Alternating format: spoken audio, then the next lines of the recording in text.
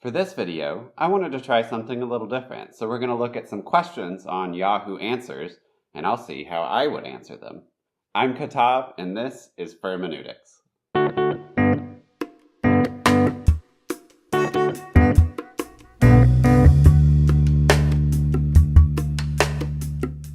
Alright, and we are going to Yahoo Answers. Let's start off with something kind of easy, a little bit basic. Let's search for a Bible, see what questions come up there. An anonymous person asks, how to prove the validity of the Bible? Well, that's a complicated question because what do you mean? What are your motivations in doing that? What kinds of things are you looking for? And are you being honest with the text and letting the text be what it is? When you're looking for validity or whatever that means. So some parts of the Bible are historically accurate, and they provide pictures, they provide a window into a past that we otherwise wouldn't know about. And a lot of other parts of the Bible are stories and fiction and legends and myth. Even more of the Bible is poetry, and it's not meant to be historically accurate or inaccurate. It's just poems and stuff. It's a difficult question to answer, so the Bible is not really entirely valid or entirely invalid. Jessica asks, why does the Catholic Bible? Why does the Catholic Bible have more books than the normal Bible? That's interesting. I think Jessica is a Protestant. Did the Catholics add to it, or did the others take out most of the Bible? It's a difficult question to answer because there's not really a normal Bible, is there? There are sacred texts for some traditions which are different from sacred texts from other traditions. I have a whole video on this that you can look at here. The process of canonization and how we get at and arrive at these different traditions is a long and complicated process, and no one is necessarily right or wrong for including or excluding certain books. An anonymous person asks, how many times has the Bible been changed? So I'm not entirely sure what this person is asking with this question. It's not exactly like we had a whole complete Bible and we played the game of telephone with it, where it got translated and changed and edited over and over again until we no longer have anything close to the original. It's not quite like that. We have a history of manuscripts. So there's manuscripts from a few hundred years ago down to a few thousand years ago. And we can look and actually see how this game of telephone actually worked. So if we're going to call it a game of telephone, it's not quite accurate because we actually can get a little bit close to some of the original text. We don't have the originals, but we have something that kind of approaches some of them. So in the manuscript tradition, there's a lot that has not been changed. The Gospel of Matthew in the 1st century was very similar to the Gospel of Matthew that we have today, with only minor differences in wording, probably. So there's not a whole lot that's been changed there. But what's interesting is that within the Bible, there are a lot of changes. For instance, in the Hebrew Bible, you have the story of the kings in 1st and 2nd Samuel and 1st and 2nd Kings. And those stories get retold by the chronicler in 1st and 2nd Chronicles. And there are differences in how the chronicler tells those stories. For instance, the king Manasseh, the son of Hezekiah, is an evil king in 2nd Kings. But in 2nd Chronicles, the chronicler cleans up his reputation and he makes him repent at the end so that he actually becomes a good king. This is a change. This is not in the text that the chronicler was reading. This is a change from within the Bible itself. And it's pretty obvious. It's pretty clear when you read it like that. If you want to look at the New Testament, you can also see how scholars believe that the Gospel of Mark was the first gospel to be written. And then Matthew and Luke copied significant portions from Mark. And so they have different perspectives on how they tell their stories. When Matthew retells the story of Mark, he makes some particular decisions to include or exclude stuff, so he changes his sources. Luke does the same thing.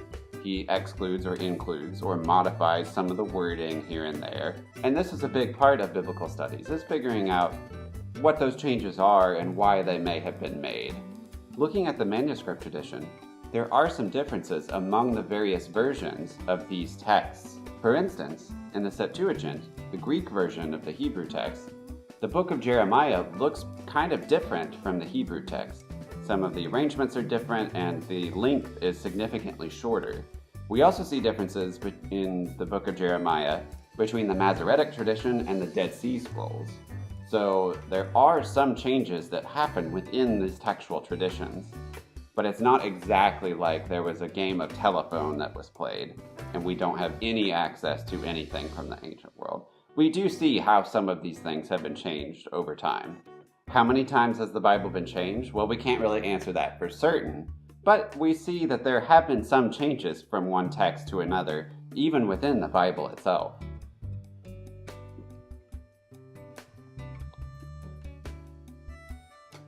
Okay, how about this one? Sean T. asks, Bible or church? Which came first, the church or the Bible? The answer to this question is a little bit of both. First of all, the early church in the 1st century CE had a Bible. It was the Christian Old Testament, or the Jewish canon. That was their Bible. That was what they used. But then the early Christians wrote a number of books, which eventually became included in the Christian Bible. So in that sense, the church happened and came about and came into existence, and then the church ended up writing more of the Bible. It's a little bit of both. An anonymous person asks, what's the best Bible? ESV Study Bible or HCSB Study Bible? That's the English Standard Version or the Holman Christian Standard Bible. Personally, I wouldn't recommend either one of these. I prefer the NRSV, the New Revised Standard Version, the CEB, the Common English Bible. Those are both from Christian traditions, ecumenical Christian tradition. Or I would recommend the New Jewish Publication Society translation. Those are the go-to scholarly translations that I typically use. But there's no substitute for studying the original languages and reading them in Hebrew, Greek, and Aramaic. Alright, let's try Hebrew Bible. Sexy120 asks, what is the Hebrew Bible? What is the Hebrew Bible in Islam and Christianity? Hebrew Bible is kind of a neutral term that scholars use so that they're not privileging Christianity or privileging Judaism. They're kind of working in a middle space that doesn't apply to either tradition. In Christianity, the Hebrew Bible is called the Old Testament. And if you are Catholic or Orthodox, you have more books in your Old Testament than are actually in the Hebrew Bible. Tobit, Maccabees, books like that. In Islam, you have a completely different set of scriptures, so there's some respect toward biblical traditions, but you don't have the Hebrew Bible itself. Let's look at our results for Old Testament. An anonymous person asks, Christians, the Old Testament? Why in the Old Testament does God kill so many people, yet in the New Testament he suddenly loves everyone? Well, this is a common trope about the Old Testament versus the New Testament that Christians use pretty frequently, at least in my context. The Old Testament God seems to be a God of wrath and destruction and killing people, and then the New Testament God is the God of Jesus, and he loves everyone, and it's so peaceful and all of that stuff. First of all, I want to say that this is a kind of pernicious anti-Jewish trope. So it's saying that the Old Testament God is mean and evil and really not nice, and this is the God of the Jewish Bible. So we really need to be respectful toward Jewish traditions and not simply condemn the whole thing because we don't like depictions of God in some parts. I would also say this negative belief about the Old Testament was rejected in early Christianity. Marcion was one of the first Christian heretics, and he decided that the God of the Old Testament was a completely different God, and the God of the New Testament is actually a nice and loving God. This is a heresy in Christianity, so you're not supposed to believe that. It's the same God throughout everything. So what do we do with this? It's clear that in the Old Testament, or Hebrew Bible, or Tanakh, God does do a lot of violent things, but that's not all there is in there. The Hebrew Bible, the Old Testament, has Psalm 23, which depicts God as a very gentle shepherd, leading God's people through hard times and taking care of them. It's a very nice image. But on the other hand, in the New Testament, in 2 Thessalonians, we have a depiction of Jesus taking revenge on people who don't know him. So that's not really nice. Like, that's not a great look. So it's not that one testament is violent and wrathful and another testament is sweet and loving. There are mixes of both of those things in both. Let's see what we have about Moses. An anonymous person asks, Moses, Torah? Simple question. Did Moses read the Torah before he died? Well, how do I answer that? The tradition says that not only did Moses read the Torah, but he wrote it. Now, scholars question that. We're not sure if Moses was a real historical figure or not, and there are actually multiple authors that we can identify within the text of the Torah. So, did he read the Torah? I don't know how to answer that. That's... I need another drink after that one. KC asks, is there evidence that Jesus existed? There is not any archaeological evidence for Jesus, but we also would not expect any archaeological evidence for Jesus. If he was a real person, he was probably a carpenter, and then later in his life became an apocalyptic preacher who traveled around. He was not a monument builder. He did not inscribe his name in all sorts of buildings. He didn't build statues of himself. So we can't really expect that Jesus would have left a whole lot behind. But that doesn't mean he didn't exist. We have multiple texts in the New Testament that say Jesus existed. It's a biased source, but these traditions have to come from somewhere. And outside of the New Testament, there's Josephus and a couple other early texts that mention the name Jesus and seem to suggest that he was some kind of real guy. Within biblical studies, there's a whole subfield of historical Jesus research. All these people try to guess about what this Jesus guy may have been like if he existed. The consensus right now is that Jesus was probably some sort of apocalyptic or wisdom teacher in the first century, but the accounts in the New Testament are most likely exaggerated.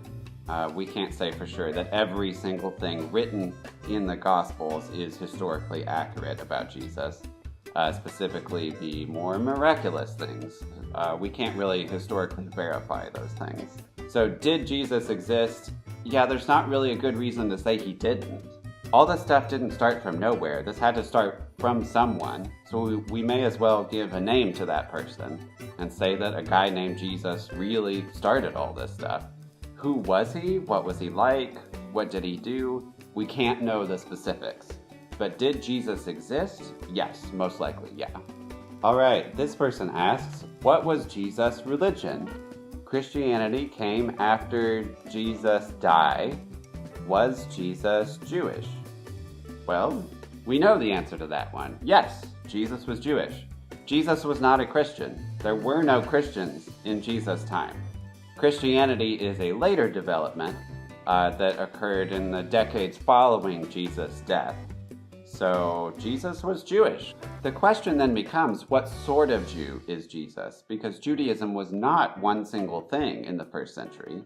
There are more temple-focused Jews who are more concerned with sacrifice, and there are Jews who are more concerned with reading Torah and personal responsibility, personal holiness and stuff. Jesus is probably a wisdom teacher and an apocalyptic preacher, so he has those kinds of traditions going on as well. Those traditions aren't universal in Judaism. You don't have to be concerned with wisdom in order to be a first century Jew. You don't have to be concerned with apocalypticism in order to be a first century Jew. Many were, but Judaism was not monolithic then, as it's not monolithic now. So in the decades following Jesus' death, his followers continued in the strand that Jesus was a part of, and eventually Gentiles started to join into this tradition as well. So that's how eventually a separate religion called Christianity emerged. Jesus did not found this religion, his followers did. Jesus was a Jew his entire life. Alright, that's about all I have time for today. If you have any questions for me, feel free to send them to me. I'll do my best to answer them. Have a great day, and thanks for watching.